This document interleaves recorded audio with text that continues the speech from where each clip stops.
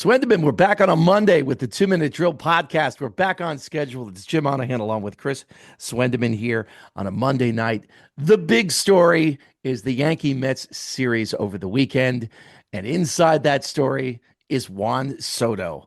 He did not have a good weekend on a No, variety of levels, no. dealing with the fans, dealing with the media last night on Sunday night. I don't care that he didn't want to be mic'd up, but the whole tenor of the situation has gone, I don't want to say bad to worse, because I still think he's going to do well this year. I really do, but it was not a good weekend for Juan Soto. No, from front to back, it just got progressively worse. And, from he tried to be cute and take the high road Friday night, tip his cap. He took his batting helmet off, he tipped to the crowd and As they were took booing the him. high road as they were booing him. He tipped his cap a little bit, out in right field when they turned their back on him. And then it just got progressively worse. And Sunday night was the culmination of just a really, really bad weekend in the Bronx for Juan Soto. And I don't think he dealt with it particularly well. And I think we're seeing a little bit of a thin skin from him, which we didn't see last year, because last year he was up front with the media, and he was always taking questions, and when he wasn't playing that Juan Soto level that we've been accustomed to, he always seemed to answer the bell. This weekend, as the weekend progressed, he kind of shrunk back. He looked like that meme of Homer Simpson going back into the scrubs, just like disappearing. And that's what it looked like by the end of the weekend, where he just wanted to get out of the Bronx so badly. I must say, I loved what the Yankee fans in right field did, turning their backs. I thought that was absolutely hilarious. But I will point this out, and we've said this before, the Mets needed Soto more than the Yankees did. That contract would have been an absolute albatross for the Yankees, a team that already has a lot of big contracts. Garrett Cole. Oh, he's not playing this year, but they're still paying him. Giancarlo Stanton. Oh, he's got a big contract and he's not playing either. And I get it. Judge, that's a big contract as well. They didn't win with Soto. Goodbye. And the guys they got back produced over the weekend. The guys that they got were instrumental in winning that game Sunday night. You talk about Freed. You wanted to pay, $200+ million, but he's got one of the lowest ERAs for a first-year Yankee. Bellinger, grand slam last night. Goldschmidt, huge hit. I mean, Brian Cashman really did his homework. And, I know a lot of fans will say what they want about Cashman. He did the right things this winter, and it's showing, because when you needed it most, all the guys that Cashman went out and got produced when they needed it most in arguably their biggest series so far this season. So looking at the numbers over the weekend, Soto with 10 at-bats, he had one hit. He walked 4 times. He did. So the Yankees knew, like, this guy's dangerous. Right. He did strike out 3 times, and he had a couple of stolen bases. He didn't play all that bad. He just didn't hit. Meanwhile, the bigger problem for the Mets is that Pete Alonso, the polar bear, has come back down to earth. He had a rough weekend. He had a horrible error last night. And in the last 2 weeks, the polar bear has gone ice cold. His batting average has dropped 48 points. His on-base percentage has dropped 63 points. And his OPS is also falling off a cliff. So the problem, and I knew Alonso would come back to earth a little bit. We expected it. He was playing above his level. The problem is Soto isn't picking it up. Correct. And, there were a lot of hot starts for the Mets that kind of masked the Soto, struggles. Lindor being another one. Lindor, who we just spoke about last week. Lindor, who has been in his Met career, say, a chronic slow starter, was off and running this year. And now he's slowed up a bit.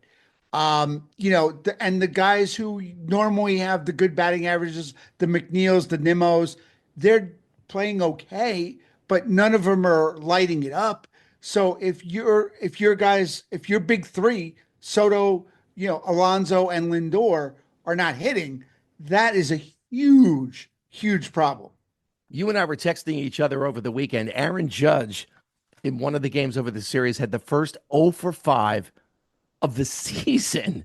This It's is how crazy. great he's been this year. Yep. The first 0 for 5 of the season. I don't think he had a particularly strong weekend as well. But No, again, I don't think he's going to hit 400 for the year. So you no, expect that to come down a little right. bit.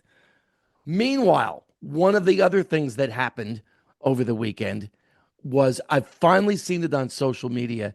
Yankee fans are really turning on Anthony Volpe. And I was wondering when it would finally happen. This weekend, I'm thankfully the Yankees have been winning. This weekend, it got really ugly for Volpe. Yeah, there was some. I mean, Sunday night, you and I were texting, and I had sent you a couple of things that I saw on social media of Yankee fans just tearing into Volpe. I mean, and the one time when he came up to bat when it really counted and they could have used it, well, I think it was bases loaded.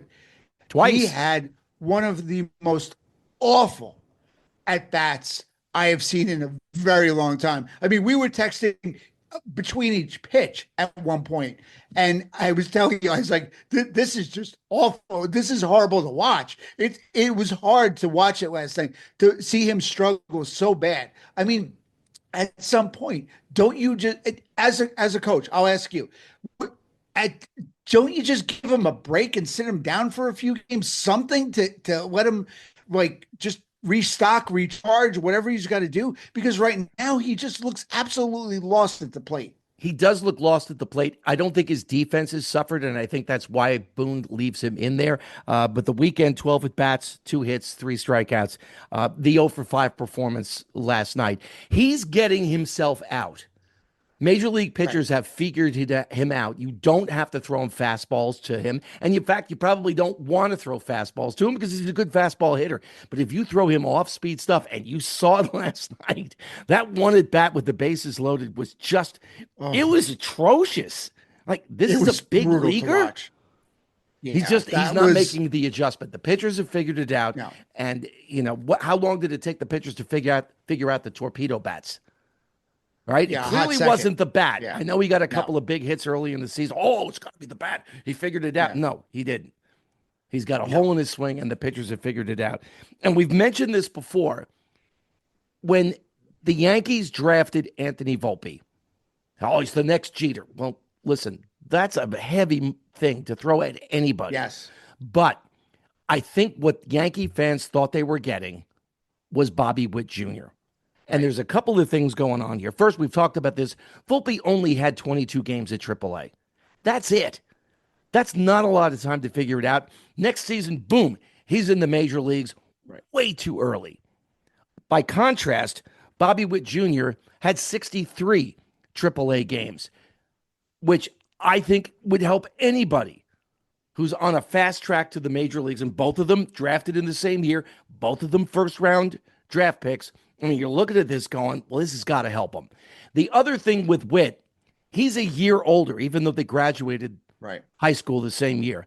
He's a year older than Anthony Volpe. And I think that is another huge factor in this whole thing with Witt. He's a better talent. There's no question about it. Absolutely.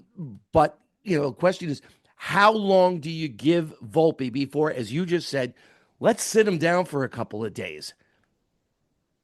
Let him recharge, reset, whatever it is that is going to help him to just hit the reset button and just take a step back and say, all right, let me look at some film.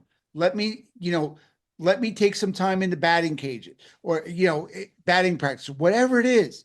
It's not working right now. And for all the pressure the Yankees and the Yankee fans put upon him to be the next Jeter instead of just the first Anthony Volpe, it's too much for him. You could see it. It's weighing on him. And the longer it goes, it's like quicksand. And the more you try to get out of it, the more you just dig a hole. And it's painful to watch him right now because he's just struggling. It's more mental I think at this point than just mechanics. I think he's in his own head as far as when he gets up to the plate. To his credit, he's not bringing it onto the field with his defense. So let that Yeah. be a lesson, boys and girls. Seriously. I mean, it's a cliche, but yeah, don't take the last at bat with you onto the field. Right. For that matter, if you make an error, don't take the error with you into the batter's box. Let's spin the wheel a little bit. We'll turn to the NBA. Celtics losing to the Knicks. I'm not surprised, to be honest No. with you, after the injury to Jason Tatum. I think the Knick magic runs out against the Indiana Pacers. I don't think they're quite as deep as Indiana, and I see the Pacers advancing. What are your thoughts? I am taking the exact opposite of that. I think this is a team that is running on magic right now. They are a full unit like I've never seen the Knicks in 20, 30 years. Um, they dominated when they had to, and they knew they couldn't go back to Boston for a game 7, and they made sure they did it because they put a whooping on the reigning champs. Well, used to be reigning champs. Um, and I mean, this team, Brunson is playing at the top of his game. Cat and so many others are playing just really good ball right now. It's going to be a heavyweight battle. You have one of the best players in Indiana, in Halliburton, playing across from them.